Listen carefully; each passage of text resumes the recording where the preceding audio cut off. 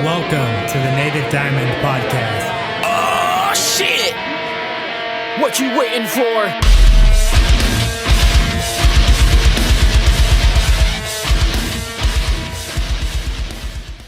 Hey. Native Diamond. Native Diamond. Honestly, I wouldn't know what my intro would be if it was just a regular non-breakdown song. So I was trying to play with that, and I've concluded that that is actually a bad idea. So we're not going to do that today. But today, I do have Tyler Small from Saving Vice on the show. I just want to give a huge shout out to Tyler. Thank you for your time, and thanks for being on the show. You guys should really go check out their Binary EP. It is super sick, and I think Saving Vice is on their way up. This is kind of a different episode. Really no edits, and I don't ask my icebreaker questions this time around because he was on the show before and we gave him the first time treatment. So I want to keep that for first timers only. Check out this podcast. Thank you again, Saving Vice, and you know the deal. Stay tuned, baby. Love the hate, the love, the lost is left me.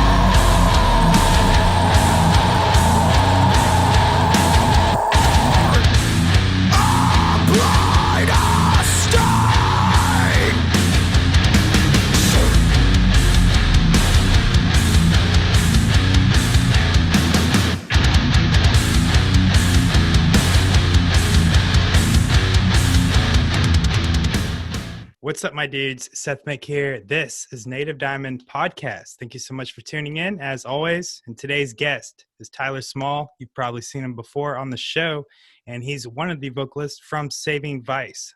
Thank you so much for being here, Tyler. Yeah, I love that. It's always a pleasure. Definitely. And since, you've been on the show before, we're not going to goof off with the icebreaker questions this time, even though I know a lot of people love that part of the show.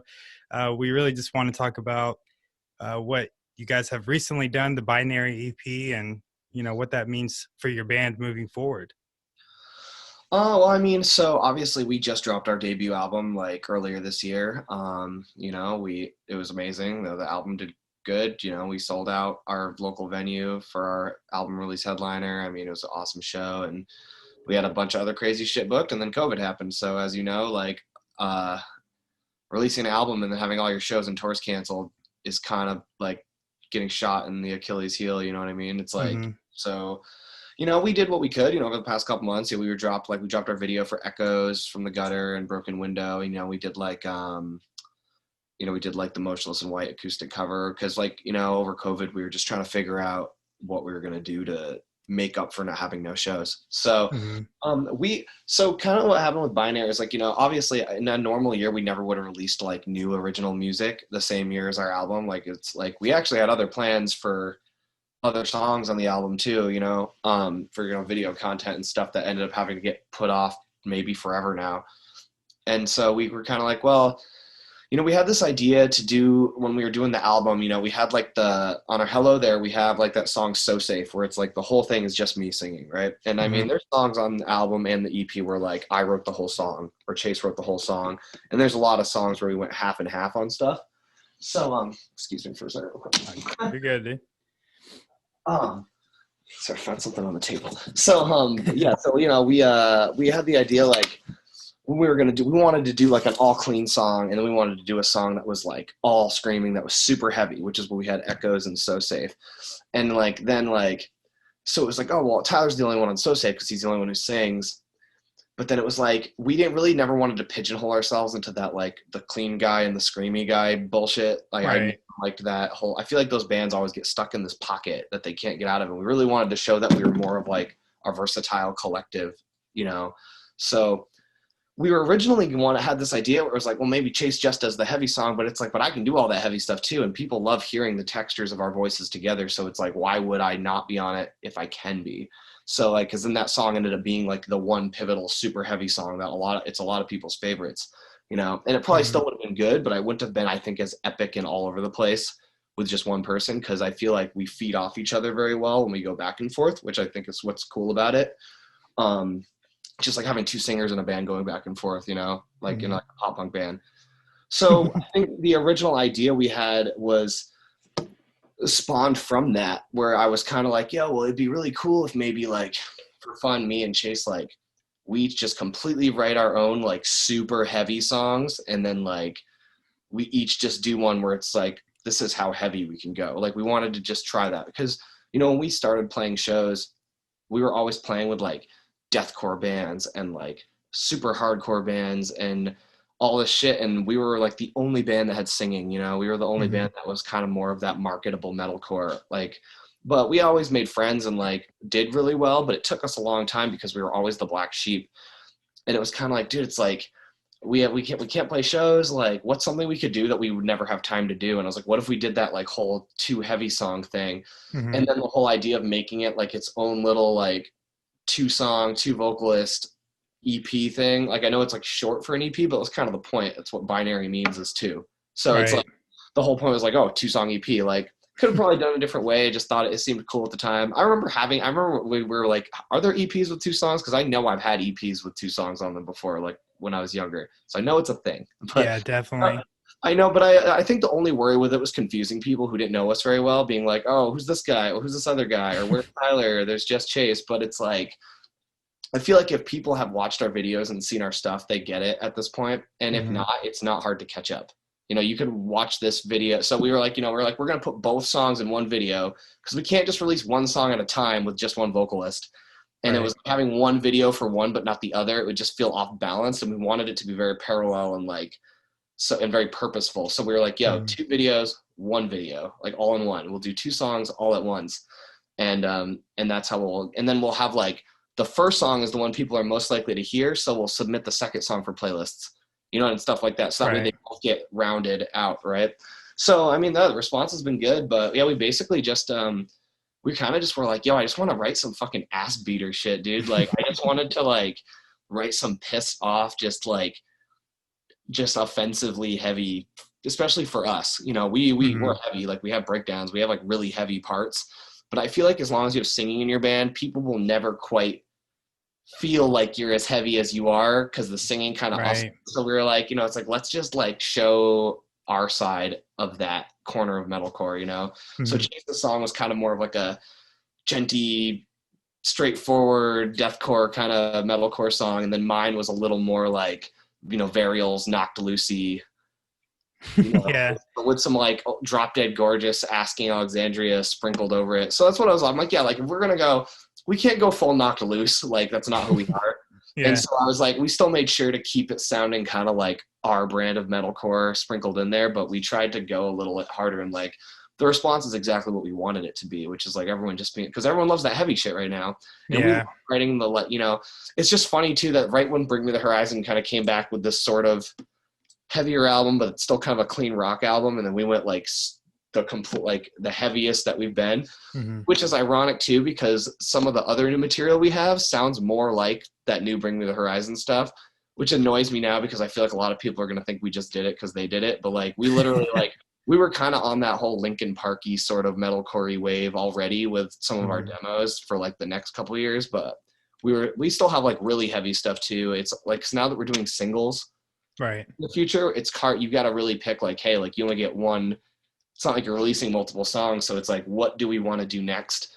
And I guess we'll see how people like the super heavy shit, and we'll kind of pick the next song from there. Because people know that the whole point of this with Echoes was to like show people like, we'll give you something to crowd kill to, but we might give you something to jump and sing along to again next time, but you're still going to get more, you'll get more heavy stuff later. Like, I don't like, and I said this in another interview. So we just want to make sure that people realize that like, we can kind of do anything and are going to do anything we want, but we'll always sound like us. Right. Pretty much the kind of like the whole story with that. That's really cool. So like, I read a few articles, and you can correct it if it's wrong, but like they were basically saying like the whole vibe with the underlying theme was basically like technology is like killing just a lot of maybe interaction or society in that fact. So like in that regard, so like was that the underlying meaning? Like was it all about technology? So the simulation is pretty much about technology ruining and taking over humanity, and it's more focused around AI But like No Saving Vice song has one clear-cut meaning. Like we do that on purpose. We want our stuff.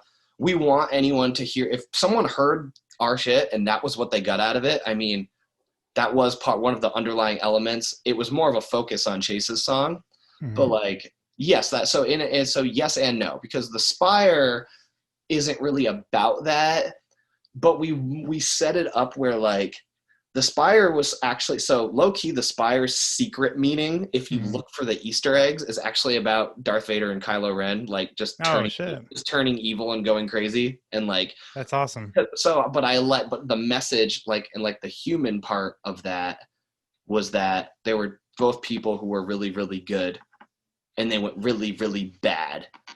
And it's like, what brings you to that point? Like how do you go from that good to that bad? What kind of madness do you go through? And it felt like it still worked because they were both kind of sci-fi songs, which is what we wanted. But like where his was more about what's happening, where mine, I wanted to just be more of like, hey, someone going crazy because of what's happening. So it could have been because of technology. It could have been just about like, I wanted people to hear it and be able to interpret it however they wanted, because it's full of anger and like rage and self-loathing, which is, I think, what a lot of people are feeling right now. Right. Yeah, definitely. So, and so it's kind of like, I'll always I might write a song where in my head, I'm like hiding all these secret little meanings where it's like, if you listen to it on this channel, you're going to hear a story about Star Wars. But if you listen to it on this channel, you're going to hear a story about a dude just like battling himself, you know, or you might, and I've always wanted our music and our lyrics to be open to interpretation. So like, it's like any one line on any of our songs usually has like 2 or 3 different interpretations, and it's always intentional. Because I feel like I want our music to be whatever it needs to be for whoever's listening to it. So if they do something, they're like, man, like that was really relatable to me on this level when that was not what the lyric meant at all. I don't want to ruin that for them. If that's what if people are feeling something when they hear it, like feel whatever the fuck you want. It's like, that's the point of music. So it's like, I don't care if you hear what I hear when I hear it, as long as you hear and feel something, you know? So. Right. Dude, I love the direction. Are you guys going to do a lot more like singles and like, as you mentioned, or like maybe more EPs? Are we going to see a lot more of that from you guys? So, I mean, this only happened because we wanted to do something, because we were just all dying, just not playing shows, not doing anything. And it's like releasing music's like the only gratification you get, even though it's like you're kind of fighting the current because you're never going to get the response you would with shows happening. Right. And especially everyone's so distracted by everything going on in the world. It's like, we kind of accepted that it might not blow up the way it should, but everyone who's heard it has loved it, which is all that matters. And I'm hoping that, like, you know, people are just going to keep passing it along and sharing it. And it's already led a lot of new people back to our album, which is kind of the other point. Because I feel like some people, once they heard, it was almost like once they heard this, they were like, oh shit, these guys like can go really hard. Now I respect them and will give their cleaner shit a chance. It's like, you know what I mean? It's just like, it's almost like we had to get some clout from being super heavy to get people to actually listen to our discography, which is fine, like whatever, you know, but I just, we just wanted to put something out. And I mean, going forward, it's really unpredictable because we have no idea what's going on with COVID, but like we have like 10 songs written. Nice. You know, it's just deciding which ones. We're fine tuning like 1 or 2 right now, but that's really all I can say. I can say this is the last like new music you will be getting for us for the foreseeable future. Okay. But I mean, we just dropped an album this year. I mean, like, there's no real reason to, other than to stimulate our own serotonin. So it's like, you know. Yeah, it was a pleasant surprise. I mean, I wasn't expecting it. I think it was a surprise for everyone else, and it was a surprise with the music video as well. So that was really cool that you kept us on our toes. I want to know, like, all right, so the video looked fucking very sick. Who can you give credit to as far as, like, you know, the whole production of that? So Ian Urquhart, I've been saying his name wrong the entire time I've known him. It's like Urquhart because it just felt really funny. But he's been basically our photographer and videographer for years. I mean, we've obviously had he wasn't always doing music videos. He started out doing photo and then worked his way into video. Mm-hmm. So he did our music video for Broken Window. That was the first video he did for us. You know, and that was like just, you know, that was his first go at it. Pretty much, or one of his first goes at it, and it came out pretty fucking sick for how simple it was. Right. And it's hard. You kind of had, that was right when COVID was starting. That was right when we were realizing that we weren't going to be playing shows anytime soon. Wow. So we were kind of like working with what we had. It's like trying to do all this stuff when we're in 3 different states and we can't always meet, or it's not safe to meet. We had to figure out how do we work with what we have and put content out. So Ian was like getting into all of this video stuff. He was doing weddings and he did all these live video recaps for us. And he has a really good eye for what visuals should look like when they're hitting with music like that. He's just, he gets it because he's a fan of the genre. So we gave him a crack at that. He killed it. He also did the piano reprise of Never Knows Best video, the black and white video we did. Cool. He did that. We shot that in his mom's barn. Really? Yeah, it was kind of sweet. And then because I think at the time I was the only one who could safely go to where he was because I was in Vermont, to do it. So like no one else came, and I shot that video by myself, obviously, because it's just me singing. And we had Mystique from Australia doing the pianos in her video. Oh, okay. So yeah, she filmed that separately, and Ian spliced it together. So kind of like with the Black Ice acoustic video, Ian actually did shoot that. I guess part of it, technically, he shot me and Robbie's scene. So I guess that was the first video he shot for us. A side note, I don't want to get off topic too much, but that was the morning I started recording vocals for Hello There. We went to a cemetery and shot my scenes for that at like 9 a.m. and then I went and recorded the album, and it was like really cold. And then we had Alex from Ossetia film in Washington, and then Robbie shot in Vermont, and I was in New York, and we had 3 different states in that video all fused together, but it all looked like one location.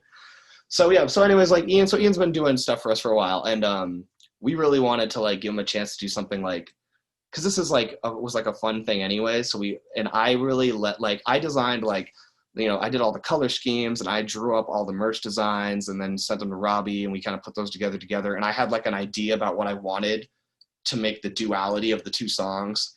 So we had like one was really green and one was really pink because that was the color themes. And then I wanted to have all this cool B-roll footage that was like elements of like what I wanted people to be feeling and seeing and thinking about. Cause like, so we had a lot of like technological robots and like, gears and stuff like that. And then we had like blood and, pus and maggots and shit, because that's like what I was thinking about when I wrote the Spire, was just plunging your hands into your own filth of your soul. You know what I mean? So yeah. And yeah, so I kind of just like, we had just a lot of video calls where I was like, hey, like I want to do this for like screenshots, and like this is the color we want. And I basically was like, gave him I sent him like a list of all the kinds of shit I wanted in the video, like fire, whatever. And then he kind of just put it all together, and we shot it. We shot that whole video in the town hall in Jamaica, Vermont. Wow, that's shit. Were you guys green screened the whole time? Nope. That was all we had. That was a pain in the ass. We had to make like a black backdrop. Oh, really? Broken middle. Yeah. So that was all just in a room. No kidding. Just like, did you have lighting, or was that just kind of effective? Yeah, we had, he had these like light bars that could change different colors. So like for the scenes where like, it's like up close in me and Chase's faces, we're standing under like a frame that's made of light. So it like lights us around us. So we're standing like under like an archway of lights. That's awesome. They would blink like from like green to pink.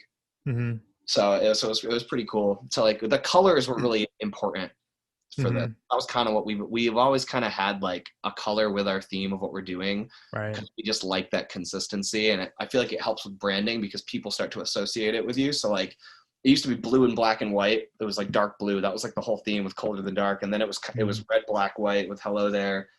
And then I was like, I just really liked the neon pink and green a lot. And I was just fucking with it. And I thought it would be cool and kind of stand out and be something different. And we're kind of like, and it's cool too, because changing up our genre and our style so much has made our brand very broad now, where now I feel like we can kind of do whatever we want without it looking off brand. People just kind of expect us to do something different all the time now. It's like, I wanted to set that expectation with our music and our image, where people kind of just like, they never know really what they're going to get from us next, but it'll always be dope, at least for our fans. I feel like I don't think we've disappointed anybody. I don't think so. I've seen nothing but positivity and, overwhelming response to this music. I mean, I think people are going to want to hear more of the heavy shit now that they've heard this, obviously. Yeah, well, that was the whole point of Echoes. Echoes was to set this up. That was why we did the video, because we knew so many people were going to think Echoes from the Gutter was a new song, which I think we talked about on the last one. Right. And it was like, sweet now everyone who's going to be like, oh shit, like I just love when they just go this hard. Or it was like, sweet, just wait a month or two, and then we did this. So it was, we wanted to appeal. We knew that song was a lot of people's favorites. And we wanted to kind of most of our stuff has a lot of singing and it goes back and forth. So we kind of wanted to appease that crowd a little bit and give them a little more of that, especially if we're going to start experimenting with God knows what in our future music. I was like, the worst thing, like what we might as well just give them something just ball slappy heavy, you know, before the year goes out, you know? Yeah, it was very beat down, but that's what I really liked about it. And, you know, of course, me and my wife did the reaction to the new one. I watched it. She's really funny. Yeah, she's definitely the crutch for me because it's like I'm kind of like stoic and I come off dry, but she's my better half and she has more of the excitement but she says everything that I'm thinking. I just don't say it to the effect of like what she says. I feel like couples who stream together do really well because it's fun. People love watching that interaction. You know. Definitely.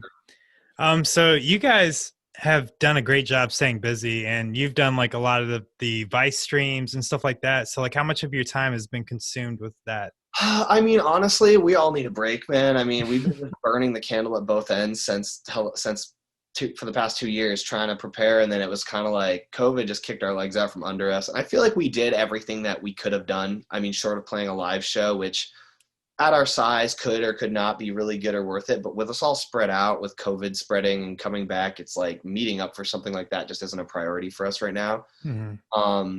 But yeah, it's like, it's been really time consuming and like, we're all trying to do other things. And like Robbie learned to record over quarantine and that's how we recorded Binary. He bought all his gear literally this summer.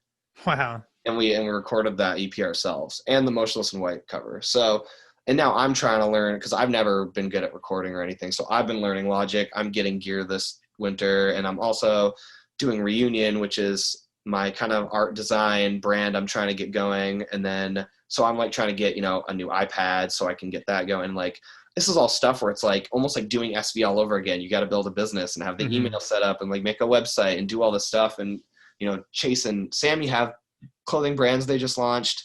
Robbie's doing recording and all Robbie's doing 1,000 different things at all times. Like he's the workhorse. But I think we all just kind of needed a break from just grinding against the current because like we're never going to get anything out of it really like more than probably what we have without shows until music kind of comes back. Right. And I feel like we've kind of just burnt ourselves out a little bit. Like it was fun, and we put a lot of cool stuff out, but I think we just need to like take a little break, recoup, work on our other stuff. So that way we're trying to also build like backup plans. So like if we do tour full time, we all have like other jobs and other ways of making money. Right. And with COVID too, like having another source of income on the side isn't bad either way, especially if it's something you can do from home. Right. So, yeah, that's very important. So like what specifically have like you been working on, like your side hustle? It's been mainly for me. It's just, I've been trying to just like Robbie, I've been drawing my whole life. And I used to draw a lot when I was younger. I actually wanted to go to art school originally, before I ended up becoming a musician. So if you can call me that, I always feel weird calling myself a musician as just a singer, which adds to the fact piano is one of the things I've been trying to pick up. I've been trying to learn piano for the last year or so.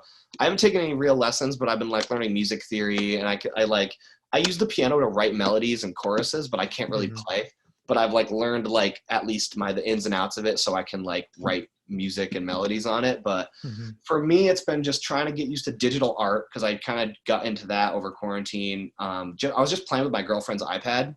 Okay. I was kind of getting into it. And then I was like, and then I started the Reunion Instagram and was just posting my drawings and my text. And I was drawing fonts and designs for some of our merch. A lot of our recent merch stuff has like hand-drawn stuff I did with the pad. And I was kind of like, this is kind of sick. Like, and then people were liking it. I did some stickers. I did a tattoo for someone. I'm doing like single art for another rapper. And I'm like, okay, so I need to get this organized though. Cause right now it's just been like handshake deals and DMs because I was getting into it.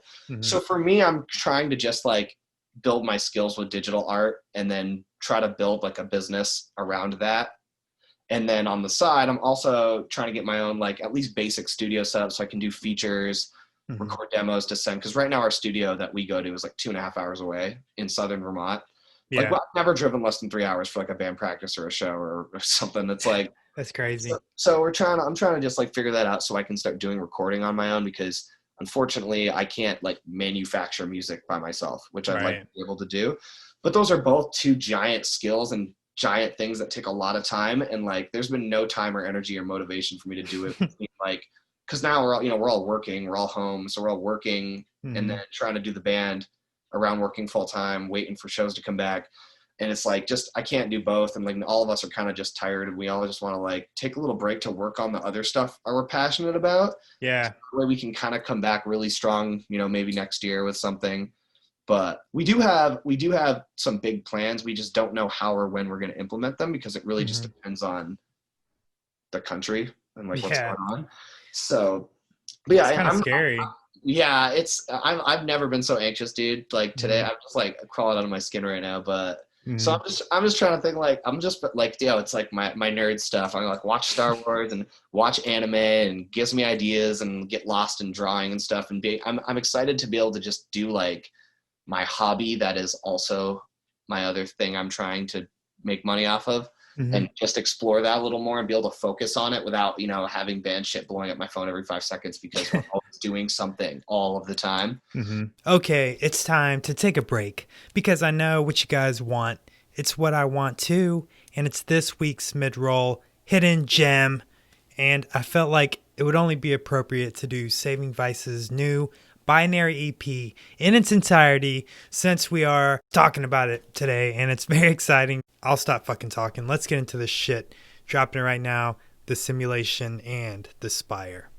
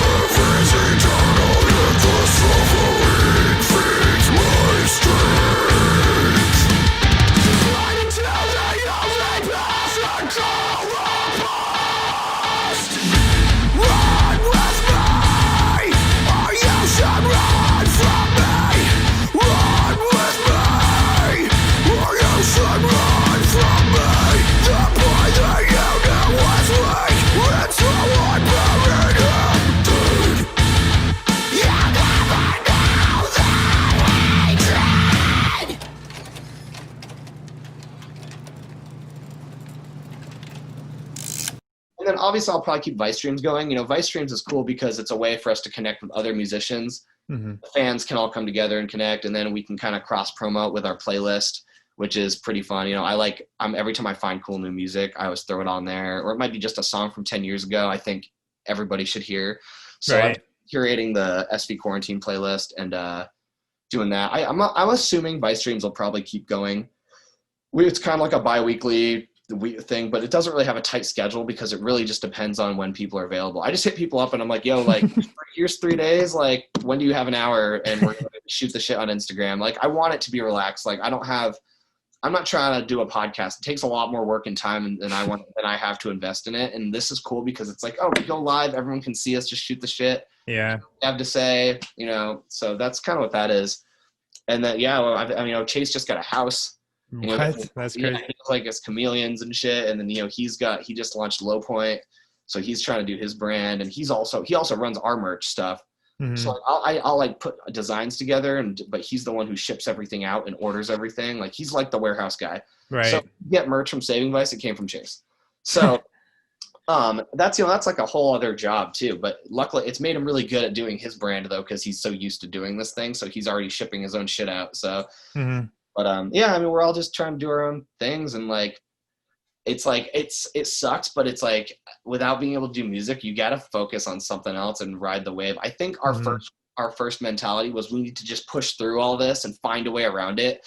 But we're starting to realize that it's just not what it was, and we're putting out more than we're getting back, which isn't anyone's fault. It's just the way it is right now. Mm-hmm. But it's like what we were doing, you know, when we dropped Hello There, compared to kind of like where we've kind of had to simmer down to without being out and about, is like, it's a bummer, man. I mean, we were at this point where felt like we had this whole like path where we were about to just take off and jump off, and then all of that just got it was like we just fell through the floor. So but yeah, so you're trying to make the best of it. It happened to everybody. It just sucks that it couldn't have happened to us like 1 year later, once we had like, because we were gonna cover a lot of new ground on the road this year. Yeah. We're even trying to do West Coast and stuff. And I feel like we would have been able to do a lot more with that increased, like, I don't know what the word, radius of fans, you know, than we have been able to with kind of because we were still so young. We've only really toured in New England.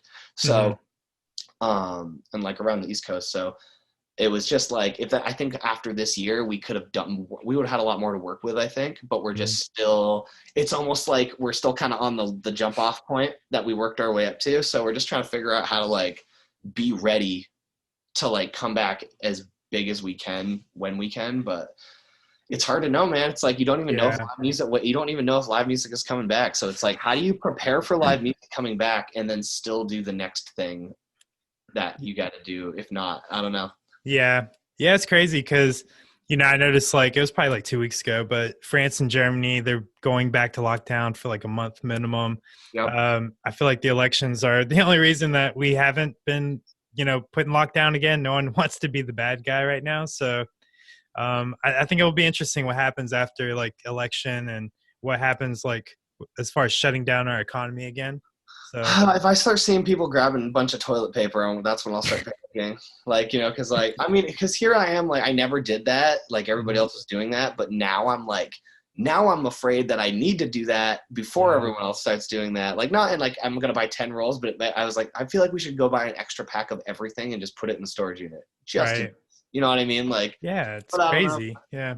Vermont is like the doing better than any other state, but it's also, even our cases are going up because fucking Halloween, everyone was like fucking off and having parties, and you know, everyone's just doing all this dumb shit because they're just like, well, I'm just tired of it, so I'm just gonna stop caring. Yeah. And now we're gonna go right back to where we started because people couldn't just like, it sucks, but we're all dealing with it. People just need to kind of grow up and fucking figure it out. It's like, I think it's funny because like I'm in North Carolina and Trump and his party they've been here a lot because like it's obviously more of a red state or whatever.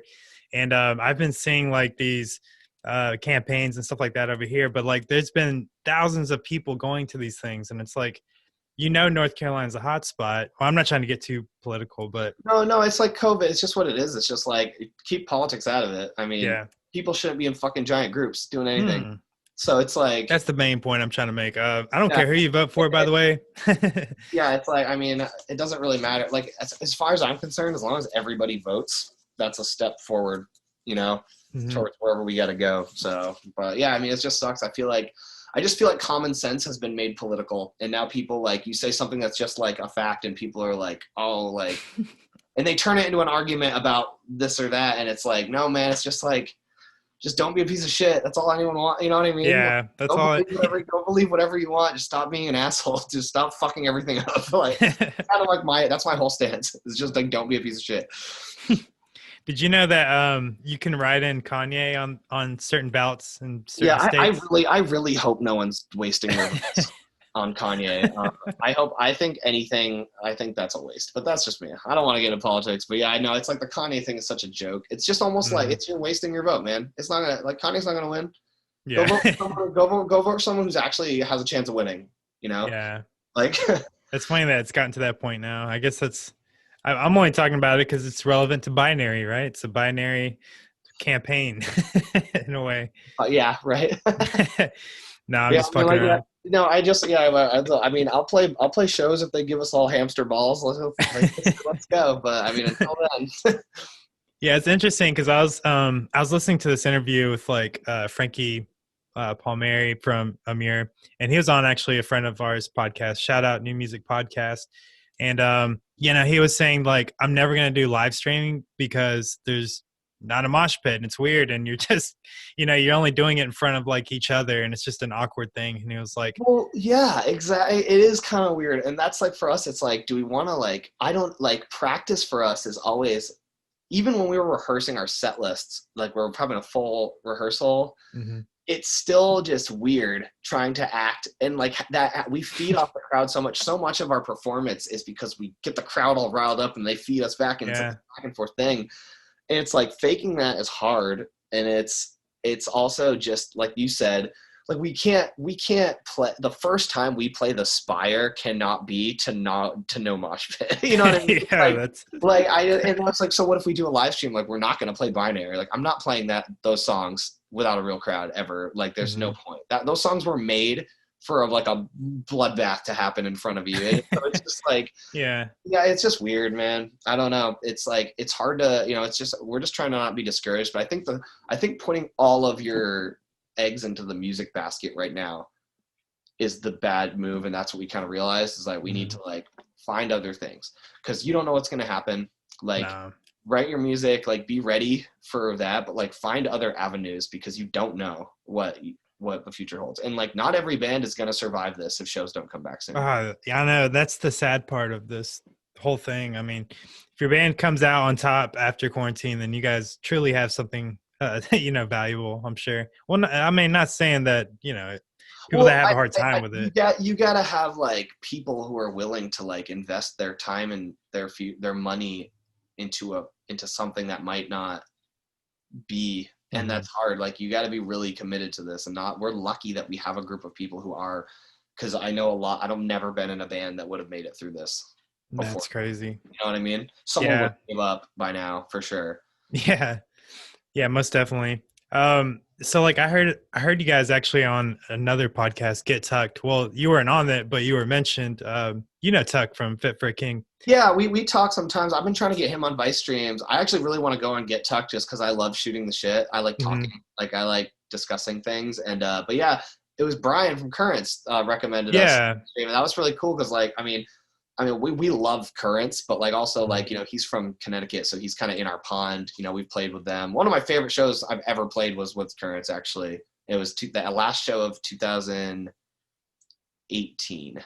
I believe. Was that the show that they mentioned in that podcast? Because I remember them saying that you played with Fit for a King once, right? No, so we played with Fit for a King at I Matter Festival. Okay. Oh, okay, that's right. Yeah. That was for Tuck Sauce, I believe. Because I believe Tuck or Ryan, I believe, is friends with our manager, but I'm not remember. But yeah, it's like the networking web of this band is kind of absurd. Like everyone knows someone who knows someone who knows someone. That's how I get all these people on the podcast, is because I'm like, man, I'm on these first name DM basis with all these bands that we haven't even played with somehow, but I somehow met them or through a friend, and now I can just hit them up and they'll come. You know what I mean? Mm-hmm. So I feel like that would have been really hard to get going without some kind of pre-established communication to just like, it's hard to hit it. Like not every band member can read every message they're going to get. And if they can, they get thousands of them all asking and shit. So, but yeah, it's been this weird. So I'm at it. So we played in New Hampshire with Currents, and then we played New York at I'm At Her Festival with Fit for a King.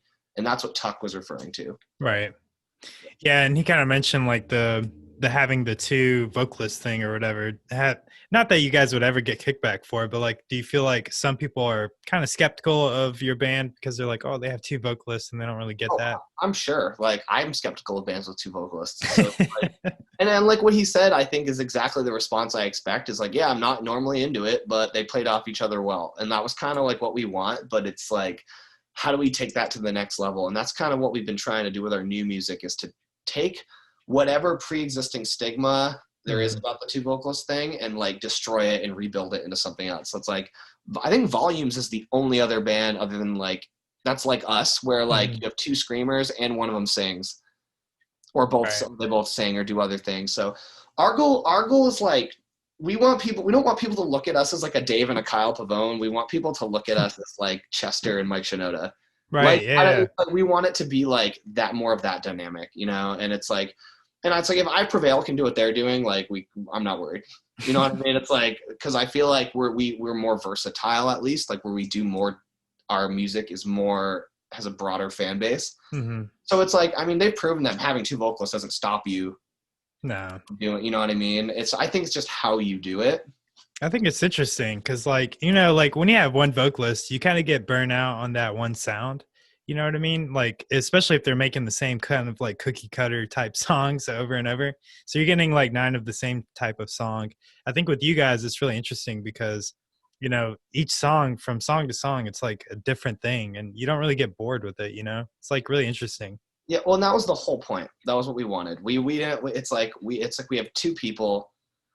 And it's like why we haven't had like another metalcore vocalist. Like anyone could argue like, oh, well, this vocalist is better than you guys. Like whatever, that's apples and oranges depending on what you like. But it's like, there's not a lot of, there's like almost no metalcore vocalists that can do something that either Chase or me can't do already. So it's like, why, unless they're a name where they're going to help catapult us, like I'm not paying money to have someone come on and do something that I could do myself on one of my songs. You know what I mean? So yeah.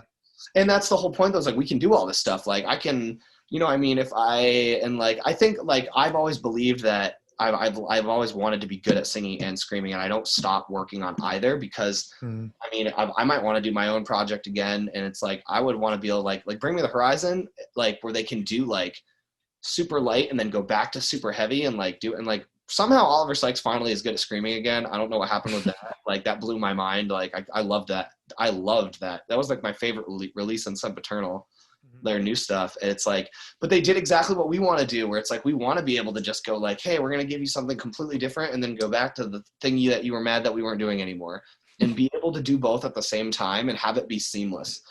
Cause like when they're playing set lists where they're playing shit like Off Ammo, and then playing House of Wolves in the same set, like I want shows like that. Because all these fans like everything, all the same people, it's like they're not going to be mad. Like they love to jump, they love to sing, they love to mosh, they want it all. So we want to do it all. And like you said, we don't want it to get burnt out. And even if we did a thing where like, if for some reason like it came down to like me doing just vocals or Chase doing just vocals, like I don't know what it would become, but I know we would still keep the band being different. You know what I mean? Like it would still be different stuff. Like it would be like different stuff from song to song. Cause I feel like every band that's kind of washed out has like burnt themselves out doing the same heavy thing over and over again. Definitely. And then they get bored, they do something new, all the fans hate it, and it's almost like doing the new thing was just a trigger to get people to appreciate the old thing, and then they go back to doing the old thing again. Right. Like Moss to Flames is a great example of that, because they tried they tried experimenting, they went a little lighter, everyone was all bummed, no one was kind of giving a shit about them anymore, it felt like, and then all of a sudden they were like, we're going to go back to our roots. And it was like, yes, and that album is awesome. You know what I mean? It is, yeah. But everybody it's like people don't know what they have until they don't have it anymore, dude. That's just music. That's so true. Well, speaking of these, because I wanted to ask you about like what new music you've been listening to. So you've been jamming the new Bring Me the Horizon. Oh yeah, What's up? Yeah, yeah. I definitely. probably listened to that album every day since it dropped. I really liked it. I was really surprised at how much I liked it. Hmm. I mean, I thought it was going to be good because Teardrops was incredible. I loved that song. Hmm. It kind of took me a while to get into that. Like, it was one of those, like, it always takes me a few listens. Like, I never, like, just go off the first listen, you know? That song just like reminded me of Linkin Park, and I love Linkin Park, and it like also lyrically just hit me in the feels because it was Hmm. very much like what I was like. I feel like every line in that song is so relatable it hurts right now, Hmm. and I think that it just got me. And I thought, even though it was kind of auto-tuned pretty hard, like all of his melodies were really good on it, and like I Yeah. like his vocals on it, and then yeah, I thought the Kingslayer and Dear Diary were like my other two favorites off the Oh, I album. love those songs, dude. Those were like the surprises for me. I was like, dude, this is dope. I was just genuinely surprised when I heard Ollie do high screams, and Me too. Yeah. it sounded good. I was really shocked, and I was really impressed. Like when he was bringing that back, like, and that's what I'm talking about, man. It's like you can go radio rock and still sprinkle that shit in there. Like no one gets. Yeah.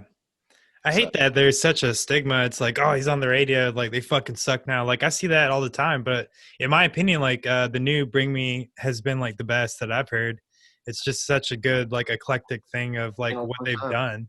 You know? I think they had to find their roots. I think Ollie, like, kind of was like, oh, I want to do singing, but I can't sing. And then he kind of finally got better at singing on Ammo, and I think they figured out their sound. Yeah. With this EP. They said it's an EP, not an album. It's kind of like our shit where it's like, is it singles or EP? But Right. yeah, like I love New Architects. I hope that they still have stuff with screaming in it and heavy stuff. But all of their shit is as good as their new song. I won't be mad. Yeah. I love Fit for a King's new album. That's my favorite Fit for a King album yet. Really? Because all their other albums, it was like for me, it was like, oh, the song's really sick. The song's really sick and heavy. These songs are all just really heavy, and I'm like, they're good, but for me, I get bored of that. I get bored of metalcore and metal that just is that instantly the same thing like that. Like, I was never really into Wage War because of that. Like Knock Loose, I'll listen to, but after 3 or 4 songs, I'm kind of over it. And that's why, like, you can hear that on our music, like Hello There. I was like, I want people to get pop punk metalcore, A Day to Remember, and then I want them to get Chelsea Grin, and then I want to slap them with a ballad, and then I want to, like, you know what I mean? Like, yeah. Bring in the fucking bagpipes on this one. All right. What about like Moss to Flames? I listened to that yesterday. I didn't get to finish the whole thing, but I liked what I heard. But I also, I've always like consistently enjoyed that band, even if it's only 1 or 2 songs. You know what I mean? Like I love Nowhere Left to Sink. Yeah. Oh, yeah. I didn't love that album, but I liked that song a lot. Yeah, there were certain songs on the album I liked, but it wasn't like a favorite album of mine. But they were trying something different, and like so it was cool. I loved Ghostmane's new album, which I've liked some of his stuff. Like I like him, kind of like the way I don't like all of Marilyn Manson's music, but I like Marilyn Manson. Yeah, he embodies.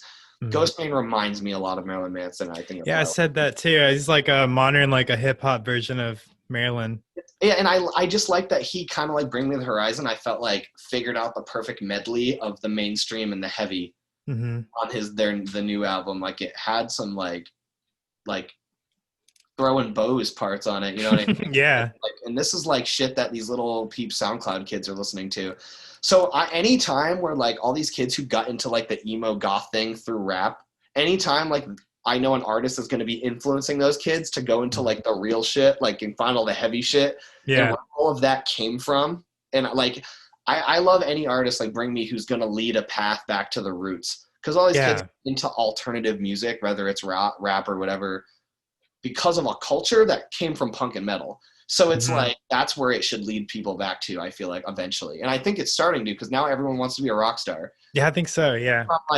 From MGK to like, yeah, because it was funny because like, all right, so my buddy got married this past weekend, so I was wrapped up with that.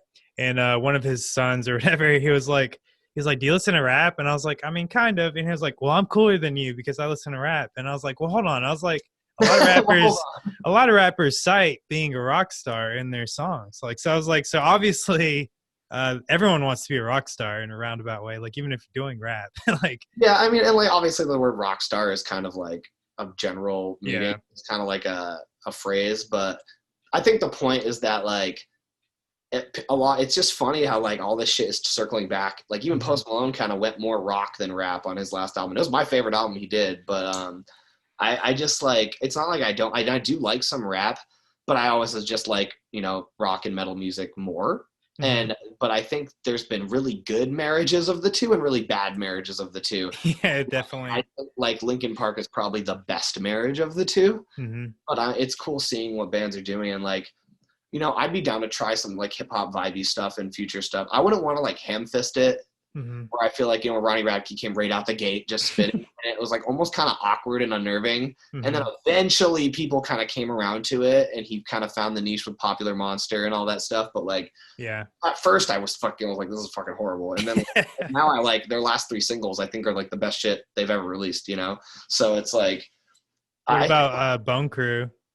That's not my type. That's not my style of that. I'm not really a fan. That's one with Franz, right? Yeah. He just dropped that new one. I mean, Franz is a controversial figure, so I don't really want to get into that. But I like, as from a strictly like how he runs shit and does shit from a business standpoint, I think there's no one better to look up to. I know I don't really enjoy any of his music, but I think he as a musician and a business person, I think is like one of the best. Is like the best in the game. Next to Ronnie, Yeah, that's definitely true. Well, dude, that's interesting as fuck. I mean, everything that you've talked about, but like, yeah, I think like rap and pop music, maybe they're kind of going more towards the macabre and like the darker side of things. And maybe that will railroad people more into like this genre and the scene or the emo stuff, as you will. What do you think about like Poppy being married to like Ghostmane, or they're engaged, I guess? I didn't know that, but that's a power couple right there. Yeah. Do you think it was like a ploy, or do you think it's like staged? Or it almost seems too perfect, but I don't really know. That's not the kind of shit that I pay attention to, though. Like, I didn't even like. I feel like I forgot that they were married. They were engaged until you just told me that. But I remember seeing it being like if I was like some girl into this music, I would be really jealous of Poppy, and if I was like, I'd be really jealous of like Ghostmane, because like Poppy's, like they're both like just badass and hot and good at what they do. I mean. Poppy, I don't listen to all of her stuff, but I think she's cool. I think she's another example of just like people that everyone thought was weird and hated, but they are pushing. Like, she was touring Bring Me the Horizon, so I don't want to fucking, it's like, so that's really cool. So that's cool. Yeah, I'm excited to see where all that goes. Ghostmane was actually someone we wanted to get on our album. We just couldn't afford him. Really? He's also like kind of hard to get a hold of, it turns out. Oh, really? Yeah, because he's still independent, I believe. I think his big label thing fell through, and that's why he like dropped his album like super quick. Because I think it was supposed to be held off for a little bit longer. I mean, I don't think like if you're a rapper like that, if you're making streams like that, and you have fans like that, like you do not need a fucking label. No, he doesn't. He's got the branding down. Yeah, it's like everything that a label can do for you, he's already accomplished. So he's keep all your money, bro. Like, it's like, you know what I mean? Like, you got the fan base. Like, if you're getting millions of streams, like, you don't have anything else to worry about. You know what I mean? Right. Well, now that it's like November and it's basically getting towards the end of the year, I want to start asking people at the end of the show, what do you got for album of the year as far as in the scene? Oh, it's right now. I mean, I think I'm still starstruck right now by New Bring Me, but it was Currents. Yeah. It ends, but Bring Me is my contender right now. It's kind of hard to fuck with Bring Me the Horizon. It's kind of like almost cheating, because it's just... Yeah, it's almost like... They're like the main influencer now. Yeah, but then again, though, I would not... Ammo didn't even come close to being a contender. Oh, no. For me. So it's like... Yeah, I feel the same. I'd say I'm tied on those two. We'll see how I feel if I'm still as obsessed with Bring Me by the end of the year. But I just I want to know how many people, because I see it on Twitter a lot, like people will be like, because they're always the album of the year, and there's also someone being like, yo, hello there. I want to know how many people thought Hello There was their album of the year, because if it was even like 10, like that's pretty sweet. You know what I mean? Yeah. Because a lot of good shit came out this year. Yeah, I know. That's why it's like really fucking hard, because I'm trying to put together like an album of the year show, and I might like collab with another podcast or get whoever else involved if they want to get on this discussion. Drop a comment, maybe we'll talk about it. But I wanted to have that discussion because yeah, there has been so many great releases, and I feel like 2020 has actually saved bands from falling apart. Like Kingdom of Giants, like another example, because they just signed with Sharp Tone, and they basically expressed that if it wasn't for that, they might not still be a band. So I think it's really interesting to see like what other people are thinking like album of the year should be. That's another great album, Passenger. Yeah, I've been following them for a while. I did listen to that. What'd you think about it? Like, were you a big I gotta give it KOG another fan? listen. I didn't like it as much as some of their old stuff. Mhm. Lyrically, I wasn't a fan of some of like how literal some of the lyrics were and how Mhm. blunt. But it's I did like it though. Like I have nothing negative to say about it. It wasn't. I gotta give it another listen though. Like I don't really feel like I can. I listen to a lot of stuff once and don't like it and then love it after. So Yeah.